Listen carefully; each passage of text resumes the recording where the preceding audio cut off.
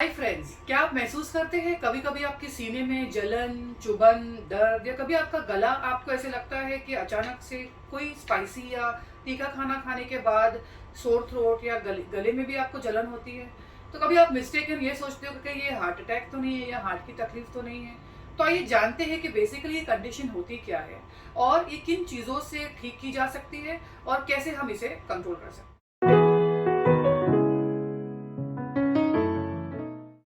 इस डिजीज को या इस प्रॉब्लम को गैस्ट्रिक रिफ्लक्स, हार्टबर्न या GERD जिसे गैस्ट्रो इसोफेगल रिफ्लक्स डिजीज कहते हैं। अगर हम ज्यादा स्पाइसी या तेज फूड खाते हैं और अगर वो प्रॉपर हजम नहीं होता है तो उसकी वजह से ये कंडीशन हमें हो जाती है, जो एसिडिटी से थोड़ी ज्यादा सीवियर कंडीशन जिसे कहलाते हैं। तो इससे पहले कि हम जाने कि ये एसिड रिफ्लक्स या हार्टबर्न होता क्यों है, हमारे लिए बहुत जरूरी है कि हम हमारे नॉर्मल पेट या स्टमक के स्ट्रक्चर को जानें।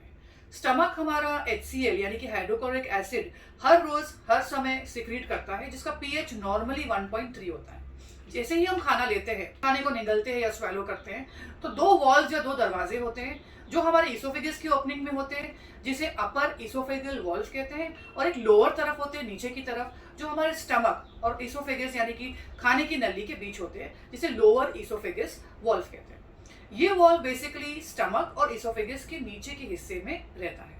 ये हमेशा नॉर्मली जो भी नॉर्मल एसिड हमारा स्टमक सिक्रीट करता है, जिसका pH 1.3 बैलेंस है, वो हमेशा इसके ऊपर एक्सपोज होता है, यानी हमेशा इस पे काम करता रहता है। फिर एसिडिटी या एसिड रिफ्लक्स होता क्यों है? बेसिकली pH का बैलेंस +4 या 1.3 से ज्यादा तेज खाना खाने से या बहुत ज्यादा ऑयली खाना खाने से जब बढ़ जाता है, तो repeatedly lower oesophagus valve repeatedly expose होता है हाई pH HCl यानी हाइड्रोक्लोरिक एसिड से। लोअर इसोफेगस वॉल्व जब इतने हाई pH यानी +4 pH के एसिडिक नेचर के HCl को जब टच होता है या एक्सपोज होता है, तो वो बहुत ज्यादा कमजोर पड़ जाता है और वो बंद नहीं हो पाता। जैसे ही हम खाना खाते हैं, नॉर्मली खाने के बाद वो बंद हो जाता है, ताकि कोई भी खाना रिटर्न पेट की नली से बाहर नहीं आए या हमारे मुंह में नहीं आए।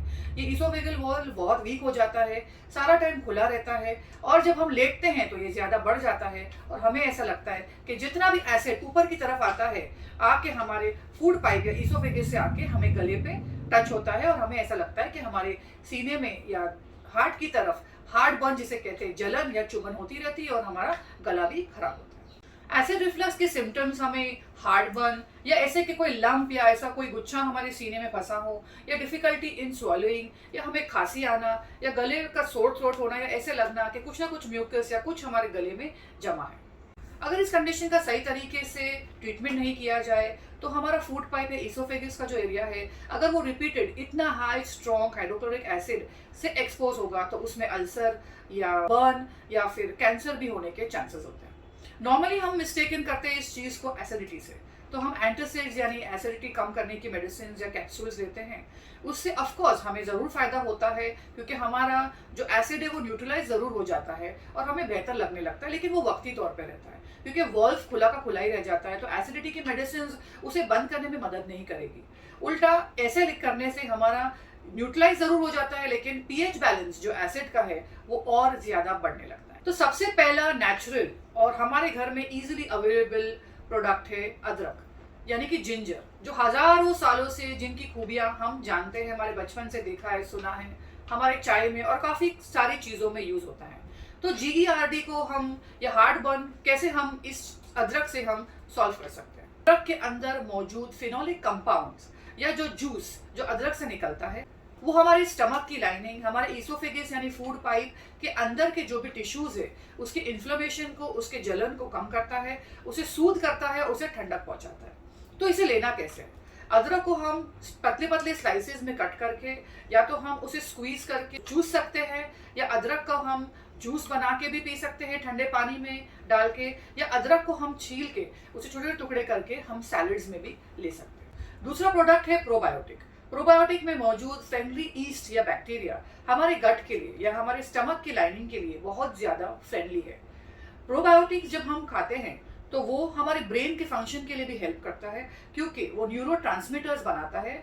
एसिटिल कोलाइन जो प्रोबायोटिक्स में मौजूद है, न्यूरोट्रांसमीटर्स बनाता है हमारे ब्रेन के लिए, यानी एक एक्सिस या एक रास्ता या ऐसा एक पाथ बनाता है हमारे ब्रेन के लिए, और हमारे ब्रेन को कमांड करता है कि हमारी लोअर इसोफेगस वॉल्व को नॉर्मली फंक्शन करने के लिए हेल्प करे। यानी कि जब हम खा रहे हैं तो वो खुला रहे, जब हमारा खाना फिनिश हो जाए तो वो क्लोज रहे। इसीलिए ब्रेन को सेकेंड गट या सेकेंड स्टमक, नॉर्मली बहुत सारे ऐसे लोग हैं जो काफ़ी टाइम से एंटीबायोटिक्स या बहुत सारे मेडिसिन पे रहते हैं, जिसके वजह से भी उनका प्रोबायोटिक या एक गट का नॉर्मल इको फ्रेंडली बैक्टीरिया पूरे एक्सपोज होके ख़त्म हो जाते हैं। और जानते हैं कि प्रोबायोटिक रिच प्रोडक्ट्स क्या है या फूड क्या है। प्रोबायोटिक रिच फूड्स ऐसे हैं जो फर्मेंटेड होते हैं, जैसे कि इडली है, डोसा है, या दही है, छाछ है, पनीर है।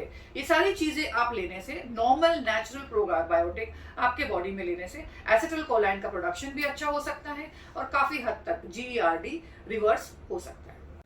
सेकेंड इंपॉर्टेंट प्रोडक्ट है Apple cedar vinegar. Apple cedar vinegar एक ऐसा प्रोडक्ट है जो एप्पल और विनेगर दोनों को मिक्सचर को फर्मेंट करके बनाया जाता है और हमारे मार्केट्स में बहुत इजीली अवेलेबल है। एप्पल सीडर विनेगर में मौजूद एसिटिक एसिड की मात्रा हमारे HCl हाइड्रोक्लोरिक एसिड जो स्टमक में है उसके pH को काफी हद तक नॉर्मलाइज करती है, और ये हमारे कोलोन में यानी लार्ज इंटेस्टाइन का ऐसा हिस्सा जो खाने को हजम करता है उसे भी काफी हद तक हेल्प करती है मिनरल्स और विटामिन को अब्सॉर्ब करके अच्छे से खाने को हजम करें। तो एप्पल सीडर विनेगर को आपको लेना कैसे?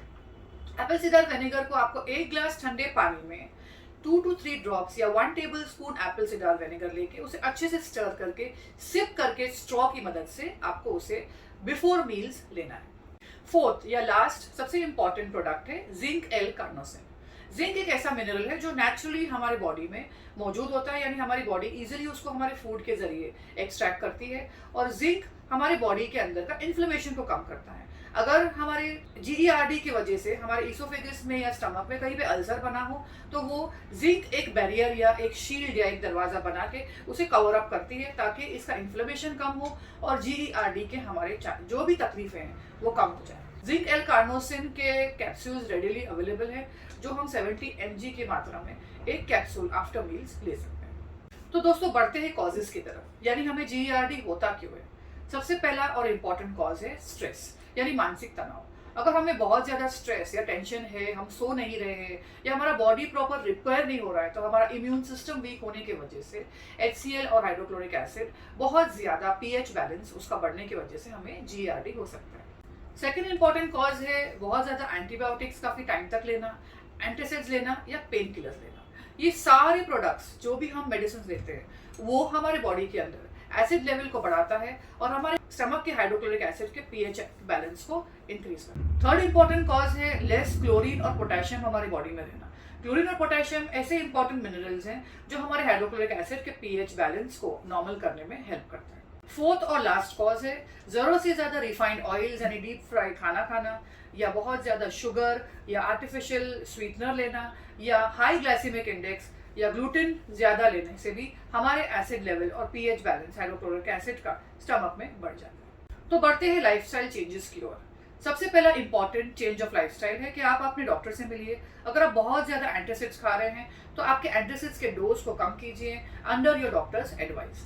नंबर 2 है बंद गोभी या कैबेज खाना। कैबेज में मौजूद विटामिन C, क्लोरोफिल और ग्लूटामिन आपके इसोफेगस को फ्रेश रखेगा और pH बैलेंस स्टमक के कम करेगा। नंबर 3 है रिडक्शन ऑफ रिफाइंड ऑयल्स और फ्राइड चीज़ें या बेकरी प्रोडक्ट्स जिसमें ज़्यादा ग्लूटेन है या आर्टिफिशियल स्वीटनर्स हैं या स्वीट प्रोडक्ट्स हैं जैसे कि पेस्ट्रीज, पास्ता, जो जितने भी जंक फूड्स हैं उसे आपको कम करना होगा। नंबर 4 है पिंक सॉल्ट का जितना हो सके आप यूज़ कीजिए। पिंक सॉल्ट में मौजूद NaCl हमारे जितना भी हो सके स्टमक के HCl के pH बैलेंस को नॉर्मल करता है। चौथा, आप पोटेशियम रिच फूड खाइए जैसे कि बनाना, एवोकाडोज, ग्रीन लीफी वेजिटेबल्स, ताकि पोटेशियम हमारे स्टमक के pH बैलेंस को नॉर्मल करे।